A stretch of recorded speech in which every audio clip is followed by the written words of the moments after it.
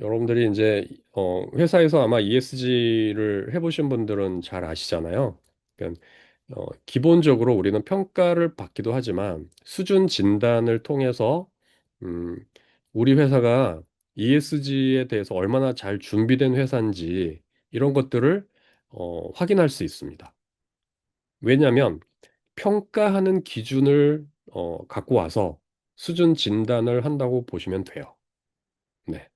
물론 그 배점이라든지 또는 어, 가중치라든지 여러 가지 점에서 조금 차이는 있을 수 있지만 제가 앞에서 KESG 가이드라인에 61개 지침을 잘 하는지 못하는지를 보고 ESG를 잘하는지 못하는지 판단한다 이렇게 설명을 드렸죠. 그러면 최소한 그 KESG 라인에 가이드라인에 61개 항목을 다 진단을 해볼 수가 있을 거예요.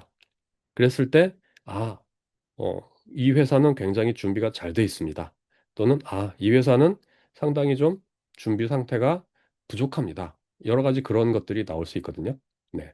그래서 이제 어, 수준 진단 요거를, 한번 설명을 드릴게요. 제가 기업들의 ESG 컨설팅을 할 때 제일 먼저 하는 것이 이 수준 진단이에요.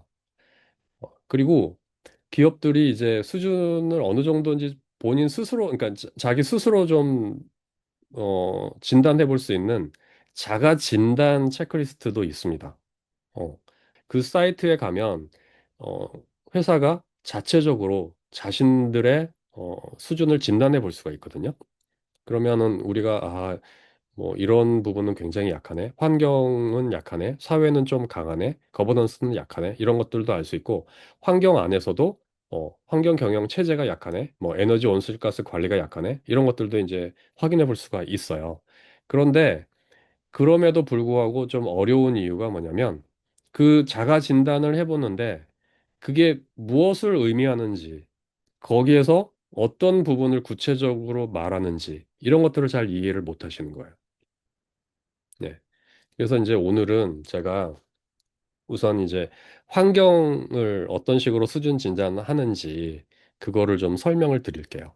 KESG 가이드라인. 그러니까 가이드라인이라는 게 뭐 그 말대로 그러니까 environmental 환경을 이 가이드라인대로 잘 수행을 하세요라는 얘기거든요. 그래서 이제 환경 경영 목표도 수립하시고 경영 추진 체계도 만드시고 그다음에 이제 원부자재 관련해서 사용량이라든지 재생 원부자재비의 어떤 비율 이런 것들도 잘 챙겨 보세요. 뭐 이런 얘기고요. 그다음에 이제 온실가스 배출량 스콥 1, 2, 3 그리고 이제 온실가스 배출량에 대한 검증도 하셔야 됩니다. 이런 거고요. 그리고 에너지 사용량, 또 재생 에너지 사용 비율, 그리고 또 이제 용수 재사용 용수 뭐 이런 것들도 있고요. 그다음에 폐기물, 재활용 같은 거 이런 것들도 있습니다. 그다음에 이제 대기 오염 물질 배출량, 수질 오염 물질 배출량, 그다음에 이제 법규 그리고 인증 이런 것들이 있어요. 요 17가지 항목들을 잘 관리하고 유지하고 발전시키셔야 됩니다. 이런 뜻인 겁니다. 근데 이제 문제는 뭐냐면 그러면 뭐 에너지 사용량 이런 거는 어떻게 관리하는 거예요? 또 뭐 온실가스 배출량은 어떤 식으로 관리를 해야 돼요? 이렇게 들어가기가 이제 어려운 거죠. 사실은 또 다음 이제 관문이 기다리고 있다라는 거죠. 그래서 이제 제가 수준 진단을 할 때는 물론 이제 KESG 가이드라인을 기준으로 하기도 합니다. 그렇지만 이제 다른 여러 그런 가이드라인들을 좀 종합해서 아까 KESG 가이드라인에 있던 것들과 또 KESG 가이드라인에서는 다루지 않는 것지만 ESG 트렌드를 봤을 때 중요한 거 이런 것들을 이제 진단을 하거든요.